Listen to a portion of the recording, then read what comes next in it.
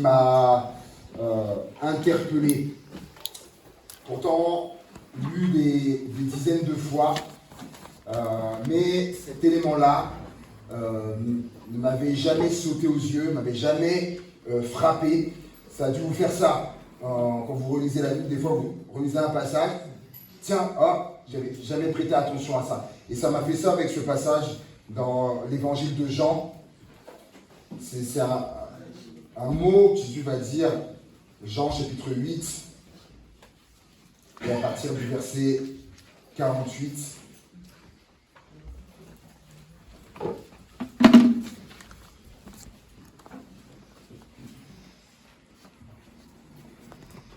Les Juifs lui répondirent, donc Jean 8, 48.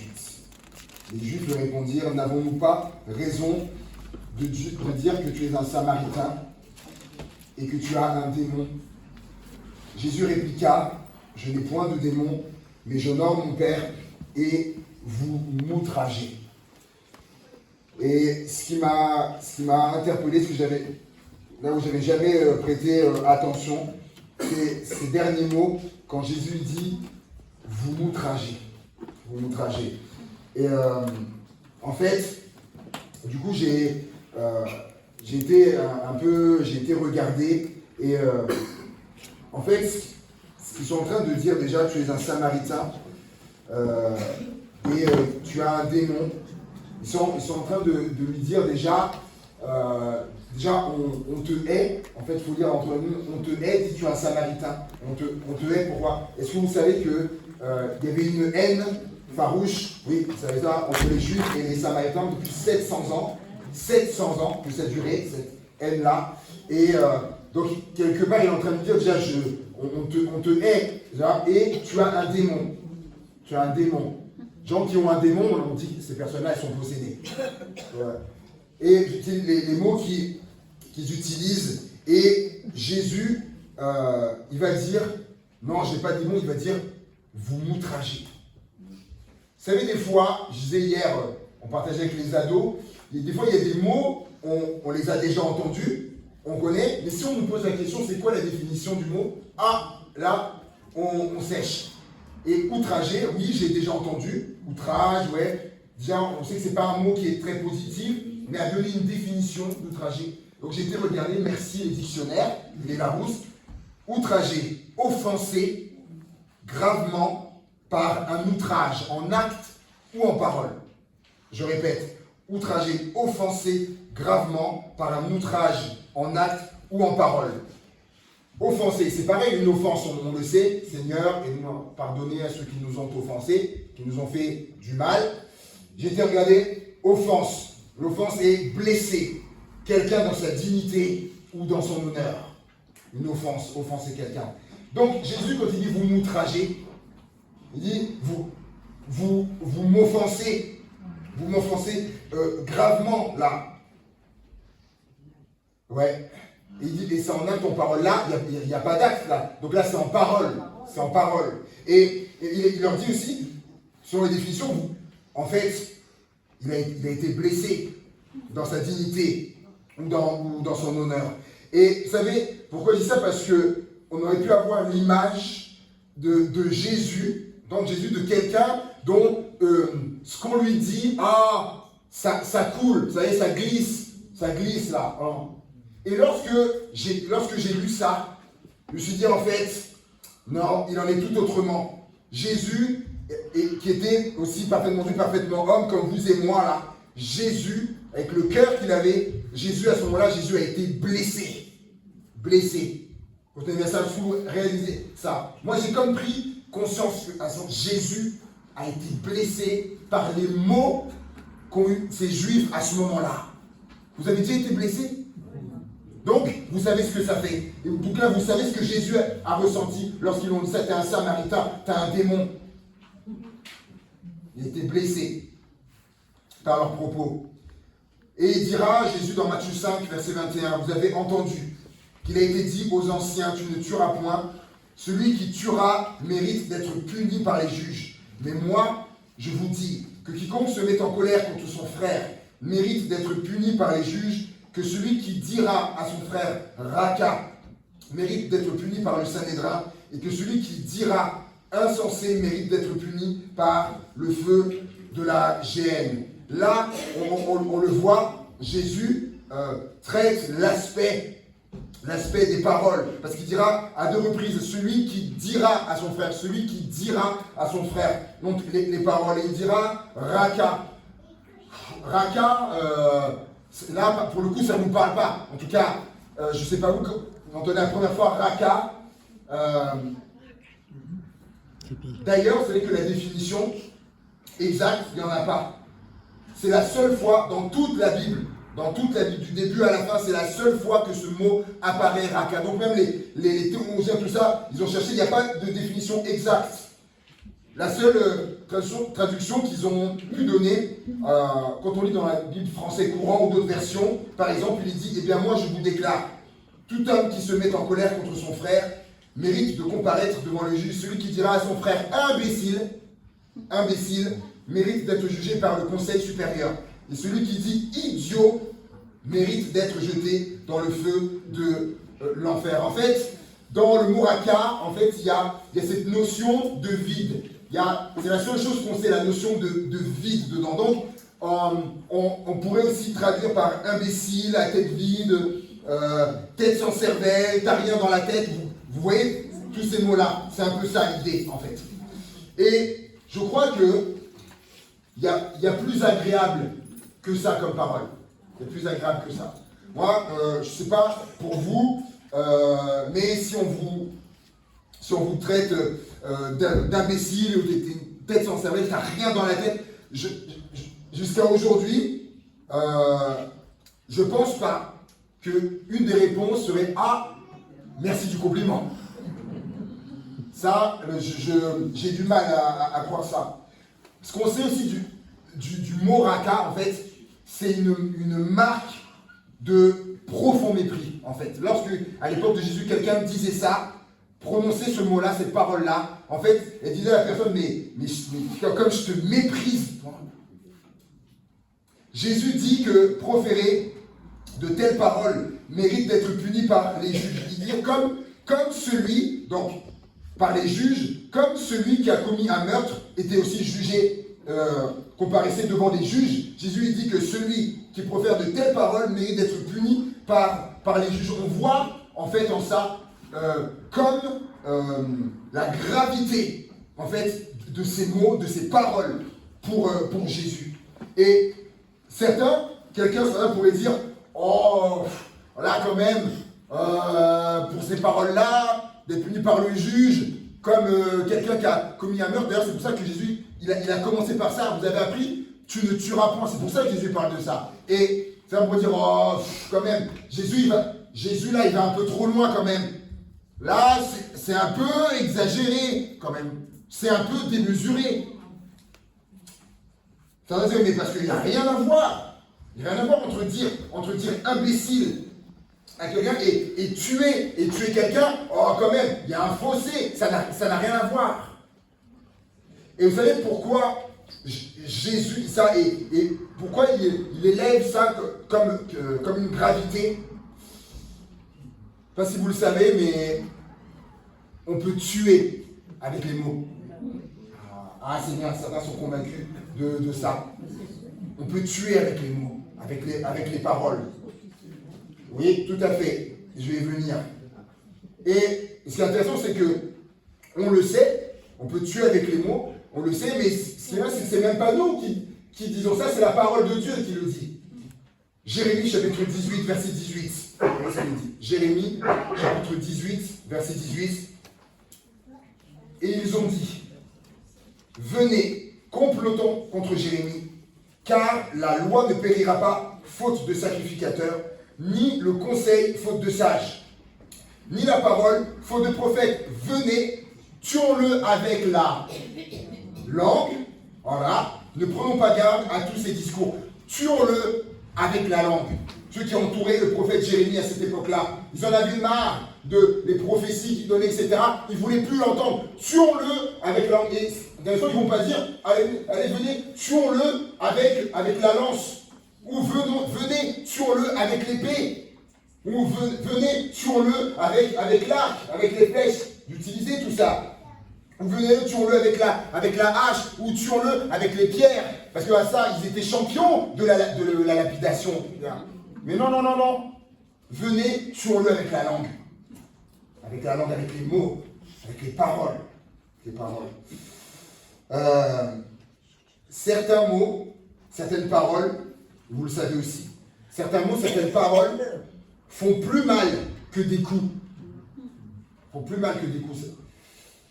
Proverbe 18, verset 21, nous dit que la vie et la mort sont au pouvoir de Jules César. Ah, alors, au pouvoir de là. Et pourquoi je dis au pouvoir de Jules César? À l'époque, Jules César ou même d'autres empereurs qu'il y avait quand il y avait les deux dans les arènes là. Vous savez, si lui, ce qu'il avait vu là, Jules César, si ça ne lui avait pas plu, alors là, vous savez, il avait la main, son pouce là. Si ça ne lui avait pas plu, hein, il faisait ça, terminé. Et donc, ils étaient tués, c'était la mort. Là, donc là, quand c'est venu le verdict, et qu'il se levait, et que sa main se levait, il valait mieux que le pouce soit en haut. Là, tu conservais la vie. Mais non, la Bible dit que la vie et la mort, elles sont au pouvoir de la langue. De la langue, la vie et la mort. La Bible, elle est claire. La langue a le pouvoir de vie ou de mort. Et on va aller plus loin, plus en profondeur. Nos paroles, il faut comprendre que nos paroles possèdent un poids considérable. Et souvent, en fait, un poids dont on n'a pas conscience. Parce qu'on parle, voilà, on dit des mots, ça sort. Et donc, des fois, on a perdu la conscience du poids des mots. Tout à l'heure, je vous l'ai dit tout à l'heure, si on vous traite d'imbécile ou d'idole, vous avez vu, je vous dis, mais on n'a jamais vu quelqu'un qui dirait oh merci. Non, non, selon les caractères là, il y en a là, ils entendent ça dehors, ils sautent sur la personne. Hein. Vous, ça crée, il y a un effet. Il y a un effet des paroles. Il y a un poids, les paroles, ça crée en fait quelque chose. Il faut se rappeler, donc la parole elle crée quelque chose et il faut se rappeler que Dieu, à l'origine, Dieu a tout créé par la parole. Il dit que la lumière, qu'il y ait des eaux, etc., qu'il y ait ceci, par la parole. Par la parole. Et même avant parce qu'on pourrait dire, ah oui, mais Adam, tout ça, il l'a pris de la poussière, l'argile, etc. Oui, mais avant, il a dit, faisons. Voilà, avant, il y a eu la parole. Ça se passe toujours par la parole, par les mots. Et donc, les choses, avec Dieu, les choses ont pris vie par la parole. Et ce qui est intéressant, la vie et la mort sont au pouvoir de la langue. La mort aussi, on voit dans les évangiles, Jésus, à un moment donné, Jésus, il a faim. Là, il a faim. Et voilà, il y a un figuier qui est là. Et apparemment, vous voulez manger, apparemment, Jésus aimait les figues. Plusieurs qui aiment les figues, j'aime ça aussi. On les bénit à Givor, formidable, il y a le muret. Et il y a un figuier là, qui tombe comme ça là. Des fois, les figues, on peut manger ça, c'est trop bon. Et il faut manger, et il n'y a pas de figue. Et qu'est-ce qu'il va faire? Il va dire que plus jamais de fruits naissent de toi. Il va partir, et il dit que quand ils repassèrent le lendemain, le figuier avait séché. La mort, par la parole. La vie et la mort sont au pouvoir de la langue. La parole est créatrice, soit elle va amener la vie ou la mort. Il n'y a pas d'entre-deux. Il dit la vie ou la mort sont au pouvoir de la langue. Les paroles que nous prononçons, en fait, ont une influence sur notre propre vie, déjà, il faut le savoir, et elles peuvent avoir une influence sur la vie d'autres personnes. On va y venir aussi. Je vais commencer par le pouvoir de mort. Lorsque le peuple d'Israël sort d'Égypte, Dieu va dire à Moïse, voilà, choisis 12 espions qui vont aller en repérage pour Canaan. Et ceux qui connaissent l'histoire, voilà, ils vont y aller, ils vont voir, ils vont explorer le pays, voir tout ce qu'il y a, tout ça. Et quand ils vont rentrer, ils vont faire un rapport. Et il y en a 10 qui vont faire un rapport négatif Disant oui, c'est vrai, c'est un pays où coule le miel, etc. Oui, comme Dieu a dit, mais, voilà, il y a la région est habitée par les Anaks, et c'est des gens voilà, de très grande taille, vous voyez. Et oui, on est alors comme des sauterelles et tout ça. Non, c'est un pays qui dévore ses habitants. Négatif, non. Et il dit, on a perdu d'avance. Il dit, on a perdu d'avance. Et là, ce qui se passe, regardez comme je disais que nos paroles ont une influence. Regardez, Nombre, chapitre 13, pardon, Nombre, chapitre 14.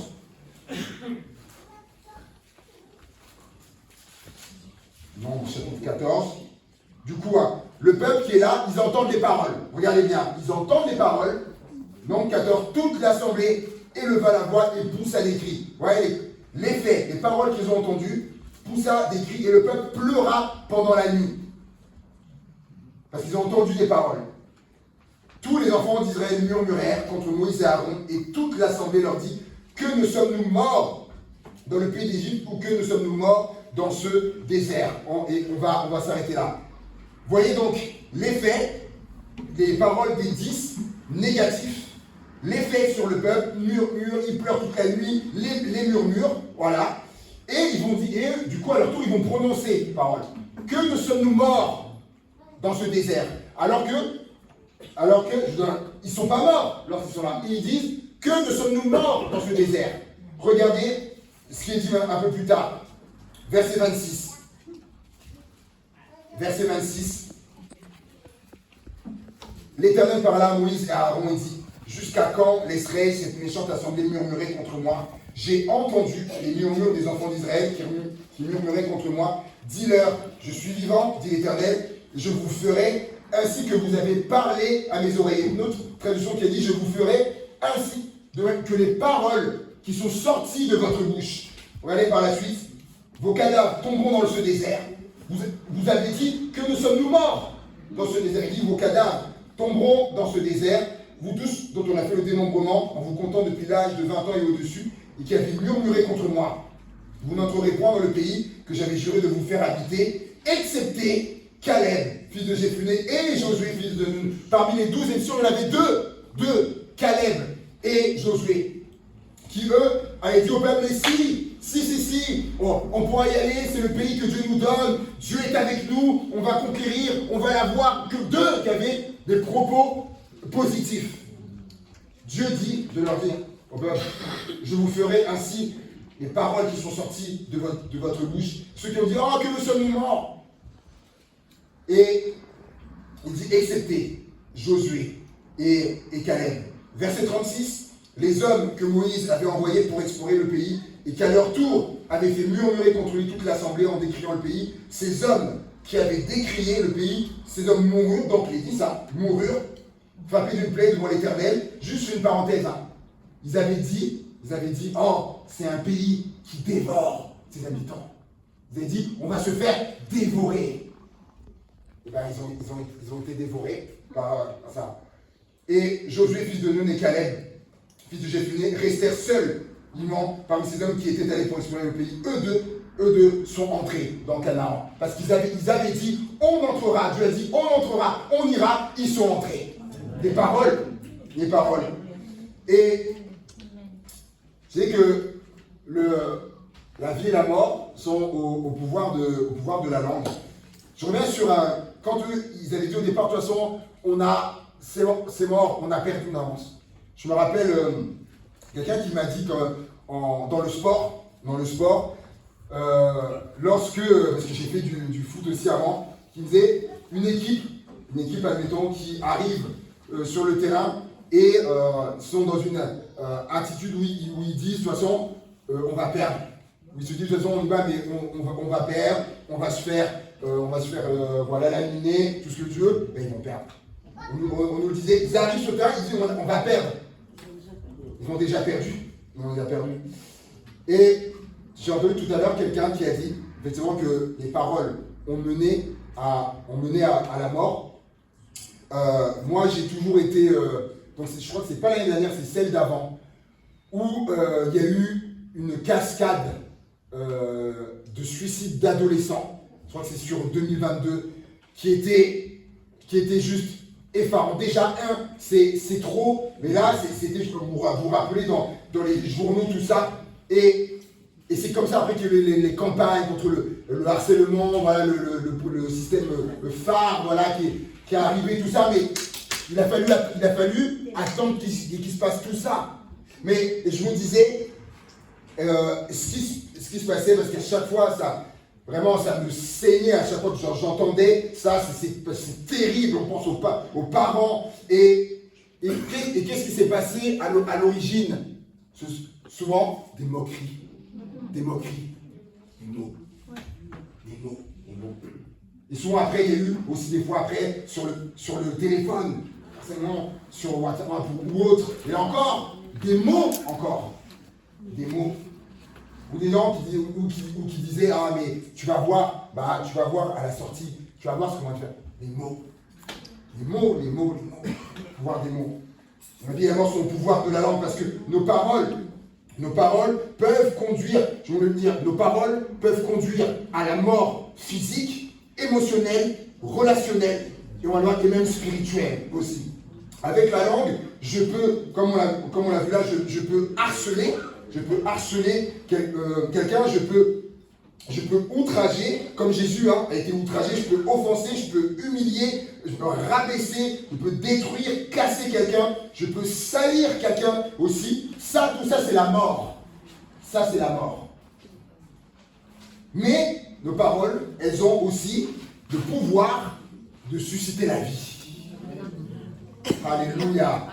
Et vous savez, par exemple, si je prends un enfant, admettons, si je prends, ma fille c'est quasiment la seule là, si je prends ma fille qui est au fond, si elle grandit avec des paroles, bien sûr ça ne sera absolument pas le cas, jamais le cas, mais si elle grandit avec des paroles, par exemple, oh tu ressembles à rien, mais qu'est-ce que... Et je lui dis ça, mais vous savez, il y a des... C'est pas une invention que je fais, là. Ah, mais toi, tu ressembles à rien. Tu ressembles à ton... Ou, mais qu'est-ce que t'es bête. Mais regarde les autres, par exemple, des fois, on va au parc. Et voilà, commence à escalader des trucs, là, tout ça. Des fois, ils ont un peu de mal, au départ.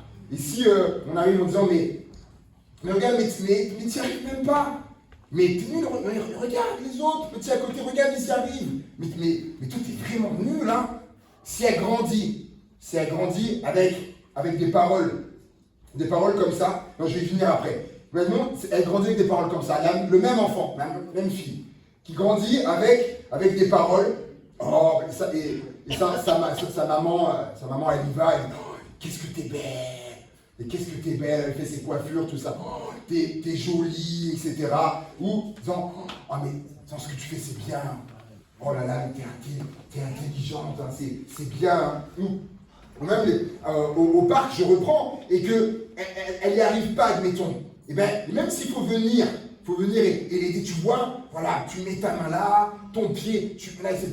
C'est pas grave, tu n'arrives pas tout de suite, tu vas y arriver, etc. L'enfant, c'est les enfants qui grandissent à l'âge adulte, c'est pas la même femme qui va y avoir à l'âge adulte. Il y en aura une à l'âge adulte qui va être beaucoup se dénigrer, qui va beaucoup se dénigrer, quand l'autre aura grandi avec une confiance en soi. On ne parle pas d'orgueil, on parle de la confiance en soi, c'est pas pareil. Avec confiance. Et d'ailleurs, j'ai remarqué que dans les personnes qui étaient beaucoup à se dénigrer, tout ça, lorsque on gratte, lorsqu'on creuse, on réalise que plus jeunes enfants, ils ont entendu des paroles comme ça. Et les mots que nous prononçons ont le pouvoir de susciter la mort ou la vie. Maintenant, le pouvoir de vie. Nos paroles qui ont le pouvoir de vie. Je me rappellerai toujours ce témoignage lorsqu'on avait fait un camp d'ado, lorsqu'on était pasteur sur Nantes, donc c'était entre 2011 et 2016. On avait fait un camp d'ado, Et retraite spirituelle, l'ado, et vraiment Dieu avait agi, touché les cœurs, c'était vraiment bâti du Saint-Esprit, c'était formidable. Et à la fin, il y avait une session témoignage. Et les ados, voilà, vous pouvez donner un témoignage, peu importe, mais soit de quelque chose que Dieu avait fait dans leur vie, ou quelque chose qui les avait marqués. Et je me rappellerai toujours cet ado qui raconte que lorsque il devait passer le brevet, donc c'était en 3e, voilà, ce qu'il entendait autour de lui, c'est que non, il n'y arrivera pas. Il n'y arrivera pas, il pourra pas l'avoir. Tout ça, c'était que ce son de cloche-là qu'il entendait autour de lui. Donc il y avait eu ils avaient été séparés avec sa maman, il y avait eu des choses séparées, mais grâce à Dieu, ils avaient pu être du coup réunis. Et il raconte que sa maman, un moment donné, lui a dit, tu sais, elle lui a dit, moi je crois en toi. Elle a dit, moi je crois en toi. Et je sais que tu peux y arriver et que tu peux avoir ce brevet. Elle dit, maman, elle croit en toi, je crois en toi. Il explique, hein, il dit que lorsqu'il a entendu les paroles, ça a créé quelque chose en lui, comme du coup, il a été comme revitalisé, et ça l'a poussé à vraiment à travailler, à faire des choses, à demander de l'aide, tout ce qu'il fallait. Et qu'est-ce qui s'est passé, jeune homme? Il a eu son brevet. Il a eu son brevet. Alors qu'autour on dit, il n'aura pas ces paroles de sa maman. Puis il a dit, moi, je crois en toi, Père. Les paroles, la puissance, le pouvoir de vie qu'il y a aussi dans les paroles.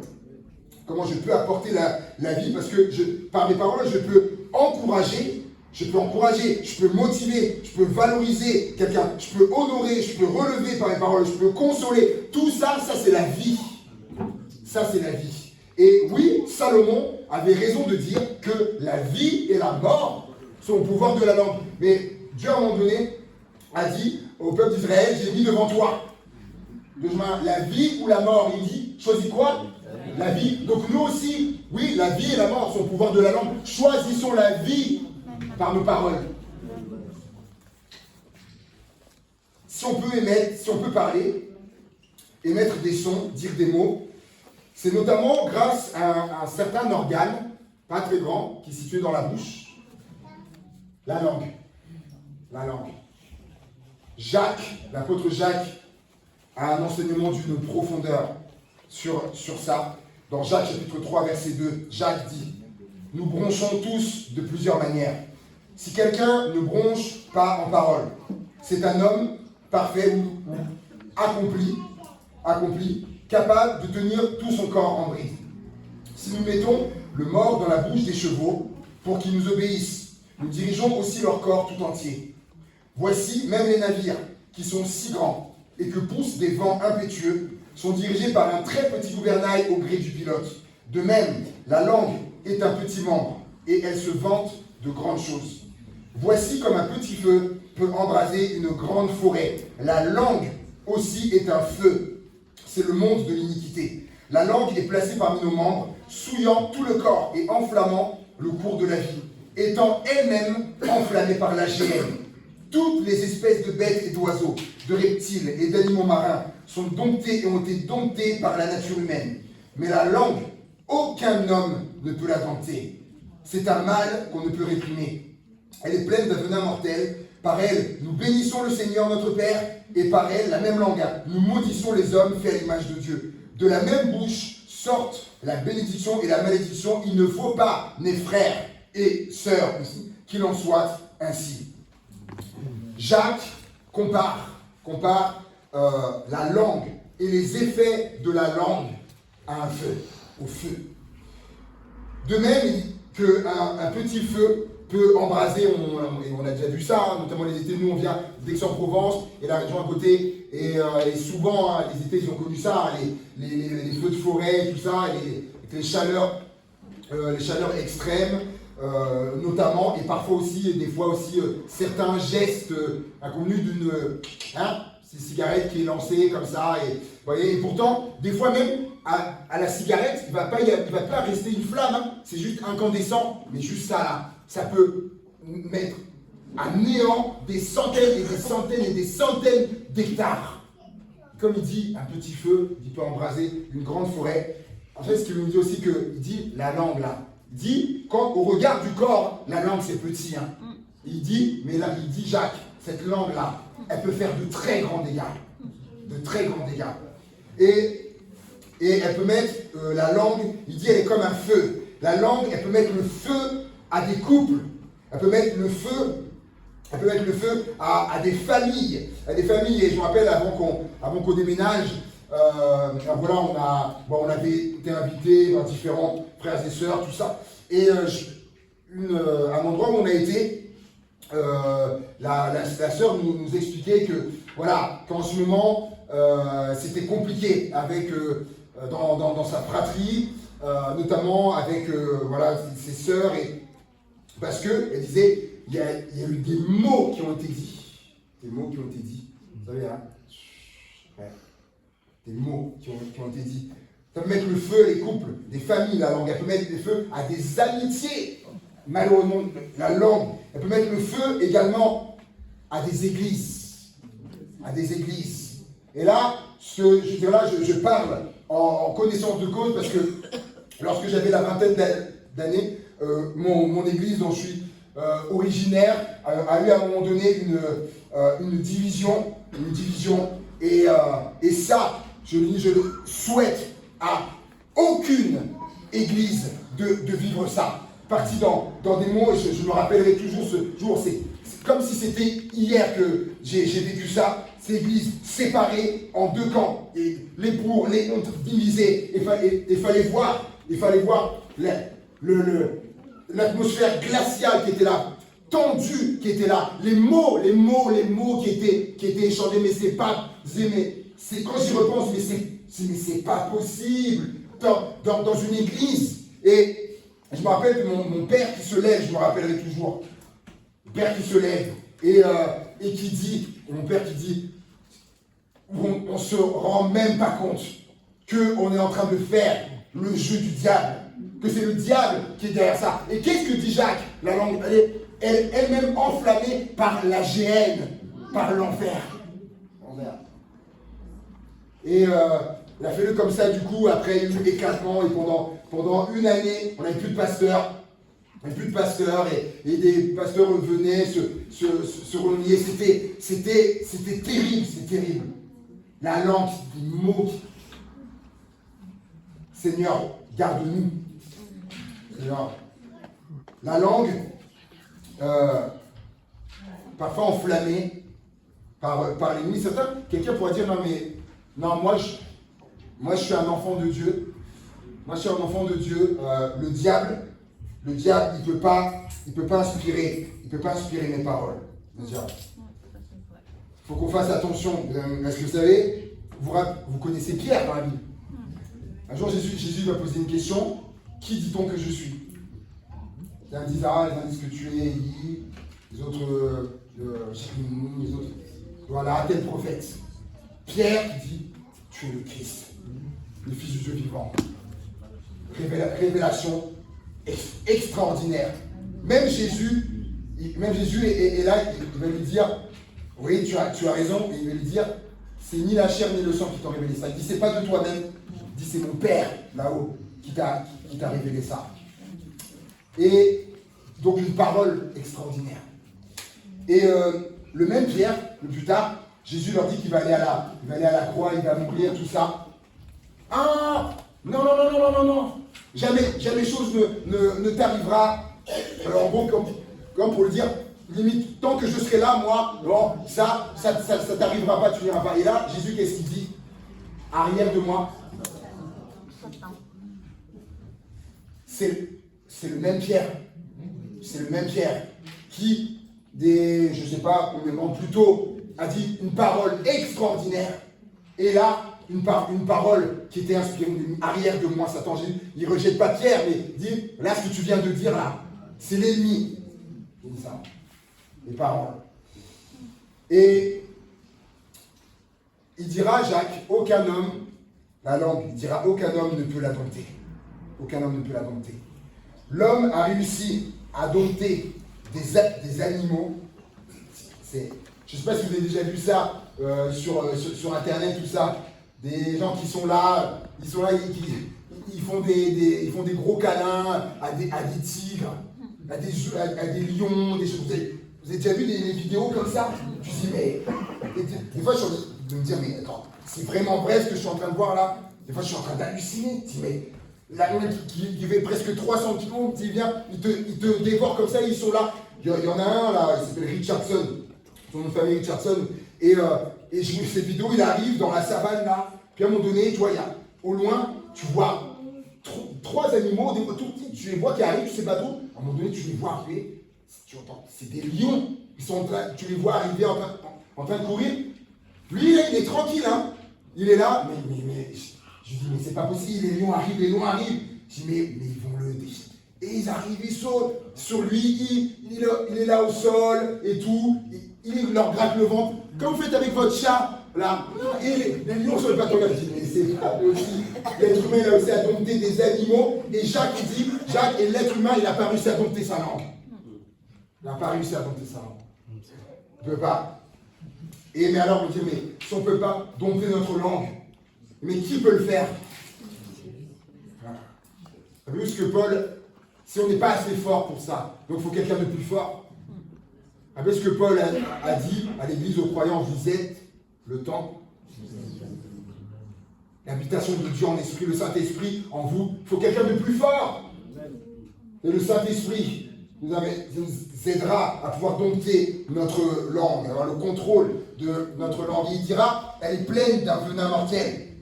Il y a des mots, des paroles qui sont pleines d'un venin mortel. Ouais. Il y a quelques temps, j'entendais ça. C'était un père qui disait ça à son fils. Son fils qui revenait, qui avait fait quelque chose, je crois qu'il avait accompli quelque chose, il revenait. Écoutez bien, le père qui dit, ah t'as réussi, il dit, et parce qu'il dit, je croyais que tu étais un minable.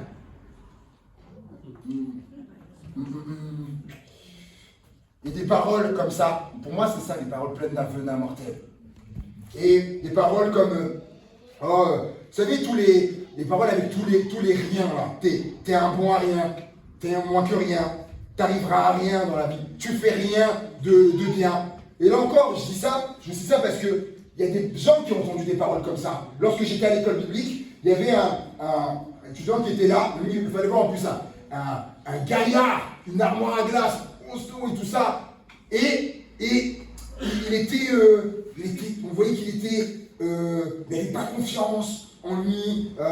Il était là, il se tigrait. Il y avait un contraste avec la carrure. Et quand on en avait parlé, et que tous les mots que je viens de vous dire là, t'es un bon à rien, t'es un moins que rien, tout ça, il entendait ça de la bouche de son propre père.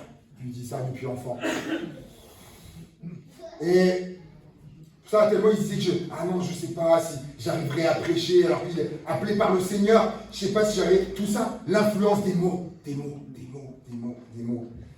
Et elle est pleine d'un venin mortel, parce que certains mots peuvent causer la mort. Donc comme lui, la mort de l'estime de soi, c'est des paroles dévalorisantes, mais pas que. Les mots, ils peuvent causer la mort aussi de certains rêves, de certains projets, de certaines aspirations. Et comment ça peut se faire? Il parle, mais toi faire ça? Non, toi faire ça? Non, mais laisse-moi rire. Toi, devenir avocat? Mais la bonne blague. Il n'y a personne dans ta famille qui a réussi, c'est pas toi qui va y arriver. Des paroles comme ça.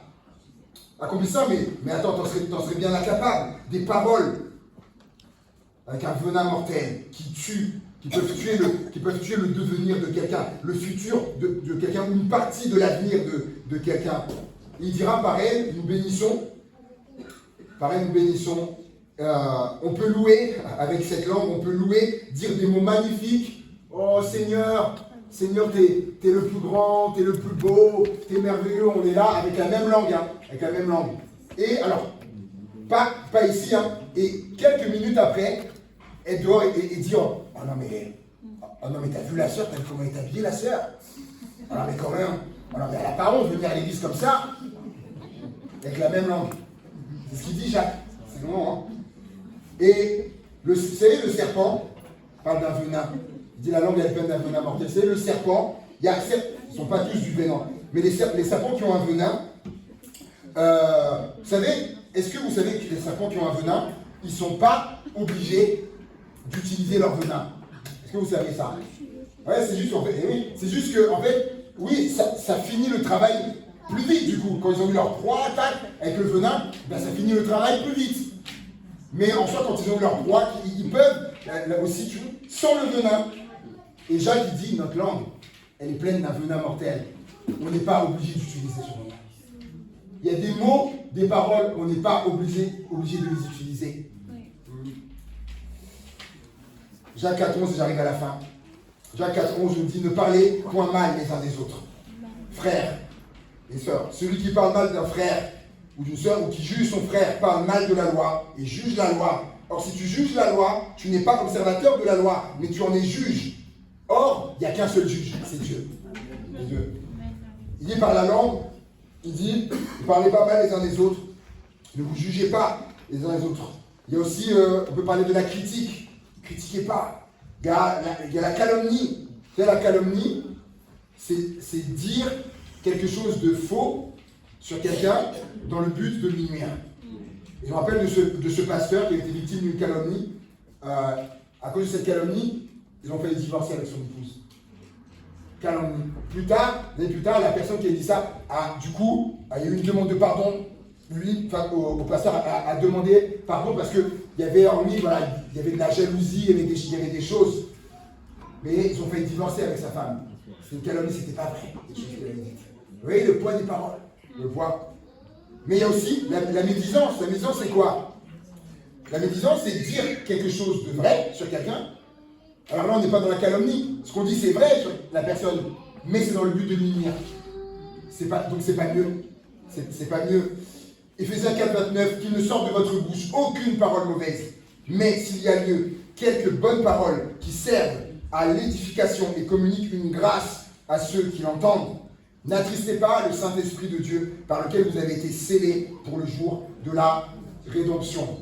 Peut-être certains nous rejoignent ou découvrent la foi, c'est peut-être pas clair. Il y a une autre version qui dit « Aucune parole mauvaise ne doit sortir de votre bouche, mais s'il en est besoin, que ce soit une parole bonne et constructive, profitable à ceux qui vous écoutent. » Vous savez, quand je vais dire une parole, il faut que je me pose une question. Que Dieu nous aide à ça.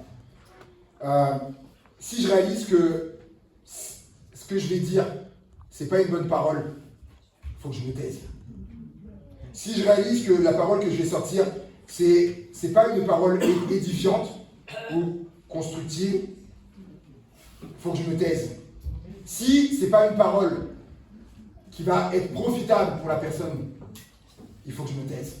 Il faut que je me taise. Parce qu'il dit après, n'attristez pas le Saint-Esprit. Parce que lorsque on dit une parole mauvaise à quelqu'un, lorsqu'on dit une parole qui n'édifie pas, donc qui ne construit pas, donc qui détruit, quand j'ai une parole qui ne profite pas à la personne, j'attriste le Saint-Esprit. J'attriste le Saint-Esprit. Le Saint-Esprit est attristé. Et ça fait tellement réfléchir. Proverbe 13,3, celui qui veille sur sa bouche préserve son âme. Et celui qui ouvre de grandes lèvres perd le cours à sa perte. Hier, je pensais à ça. Celui qui veille sur sa bouche, il préserve son âme. Il faut veiller. On était à Lidl hier, et je voyais, il y avait l'agent de sécurité. Il est là, qu'est-ce qu'il fait? Il veille. Il veille. Et notamment, qu'est-ce qui va l'alerter? C'est si à un moment donné, par exemple, s'il a vu quelqu'un faire, voilà, je sais pas, une chose bizarre ou quoi, ou si on va, et que c'est les portes, il y a des choses qui vont l'alerter. Et bien en fait, nous, avec notre bouche et nos paroles, on doit être comme ça. On doit être comme ces agents de sécurité, parce que lui, il est là, il veille à ce qui sort. On est de manière, et ce qui sort, nous, les paroles qui sortent de notre bouche, on doit veiller. Vous savez, si le Saint-Esprit, je lui laisse le contrôle, je vous le dis, on lui laisse le contrôle. Quand je vais dire quelque chose à quelqu'un, ou même je sais pas, en message ou en parole, et si le Saint-Esprit, je lui laisse le contrôle, il y a une parole qui va dire le Saint-Esprit, il y aura comme cette alarme en moi. Ils vont dire oui, il va alerter cette parole-là. Ah, il faut que il faut que je prenne acte de ça. Pas dire, oh non, ça sonne, mais c'est pas grave, je sors quand même le mot. Non, le Saint-Esprit, non. Ah. Matthieu 12, 37. Car, en fait, pourquoi il faut veiller? Pourquoi? C'est encore Jésus qui le dit. Matthieu 12, 37. Car par tes paroles, tu seras justifié, et par tes paroles, tu seras condamné. C'est par tes paroles. Et oui. Et verset de conclusion, Colossiens 4, 6. Que votre parole soit toujours accompagnée de grâce, assaisonnée de sel. C'est qu'il y a peut-être ceux des Antilles ou carrément, on peut dire aussi assaisonné de piment ou de choses. Là, c'est assaisonné de sel. C'est de sel, afin que vous sachiez comment il faut répondre à chacun. Que votre parole soit toujours accompagnée de grâce. Et vous savez pourquoi, c'est la conclusion, vous savez pourquoi la Bible dit que la bouche parle de ce que le cœur est rempli. Quand vous entendez quelqu'un, par exemple, qui va avoir des propos haineux, c'est que son cœur, il est rempli de haine. Dans son cœur, donc les propos sont haineux. Quand il y a quelqu'un, vous entendez, qui sort des paroles dures et tout ça, dans son cœur, il y a de la dureté. Vous voyez, la bouche parle de ce que le cœur est rempli. Et s'il dit que vos paroles soient toujours accompagnées de grâce, il dit qu'il faut que notre cœur, il soit rempli de grâce. Pour que ce soit des paroles de grâce qui sortent, il faut que le cœur soit rempli de grâce. Et comment il faut prendre d'exemple sur Jésus. J'aime ces versets qui disent que la grâce et la vérité sont venues par Jésus-Christ, la grâce. Il est dit dans Jean 1 qu'il a habité parmi nous, la lumière, il était la parole, elle habitait parmi nous pleine de grâce. Jésus était rempli de grâce, donc les paroles qui sortaient de sa bouche étaient des paroles de grâce. La femme adultère comme on disait, ils n'attendaient qu'une occasion de prendre la pierre et la lapider. Jésus déjà va leur dire, qui de vous n'a jamais péché, qui jette le premier, là il n'y a plus personne, on laisse. Parole de grâce. Il va lui dire, mon femme, moi non plus je ne te condamne pas. Va, mais ne pêche plus. Parole de grâce. Wow. Pareil homme n'a jamais, aucun homme n'a parlé comme ça. Pareil également sur Zachée, de qui on disait, il est entré chez un homme pécheur. Il dira après, le salut, il est entré dans cette maison. Parole de grâce. Les prostituées, les gens de mauvaise vie, tout ça, qui étaient là à table avec Jésus, il dira, mais il mange avec ces gens-là. Il leur dira quoi? C'est pas les malades qui ont besoin de médecins. Il dit, je ne suis pas venu pour les bien portants, pour les malades. Parole de grâce. Que les paroles de grâce, parce que son cœur était rempli de grâce, donc c'était des paroles de grâce. Et la Bible dit que tout disciple sera comme son maître. Jésus, c'est notre maître. Il y a des disciples ici de Jésus. Eh oui, tout disciple sera comme son maître. Parole de grâce. Il n'est pas dit tout disciple est comme son maître. Il sera. On est en devenir. C'est l'objectif. Tendez vers la stature parfaite de Christ. Avoir des paroles de grâce qui sortent de notre bouche. Et ainsi, le Saint-Esprit ne sera pas attristé, mais il sera dans la joie. Amen. Alléluia. On se lève ensemble. Alléluia. On finit par la prière. Nous allons s'appeler. Seigneur Jésus, on est là, Seigneur. On te bénit. Merci pour ta parole, éternel Dieu. Alléluia, merci pour ce que tu es dans nous. Oui, ça, on veut que le Saint-Esprit, Seigneur, qui a mis dans nous, ait le contrôle, nous avertisse par rapport aux paroles qui sortent de notre bouche. Notre langue, Seigneur Jésus, on a besoin qu'elle soit sanctifiée par toi, purifiée par toi, Seigneur Jésus. On veut que les paroles de grâce sortent de notre bouche, comme toi, notre modèle parfait, Seigneur Jésus. Tous ces passages sont là, qu'on puisse s'y replonger, Seigneur Jésus. Qu'on puisse vraiment être pénétré de ces paroles, Seigneur, de tous ces versets-là, mon Dieu, qui sont nombreux, qui nous invitent, Seigneur, à ne pas mal parler les uns les autres, à prononcer, Seigneur, quelques bonnes paroles. On a besoin, Seigneur, que tu nous inspires aussi. Que tu nous inspires, Jésus. Oui, c'est ce qu'on veut. C'est ce qu'on veut, Seigneur. On veut prononcer, Seigneur, des paroles de vie, Seigneur. La vie et la mort sont au pouvoir de la langue. Mais, Seigneur, on veut prononcer des paroles de vie qui transmettent la vie, qui communiquent la vie. Amen. Alléluia.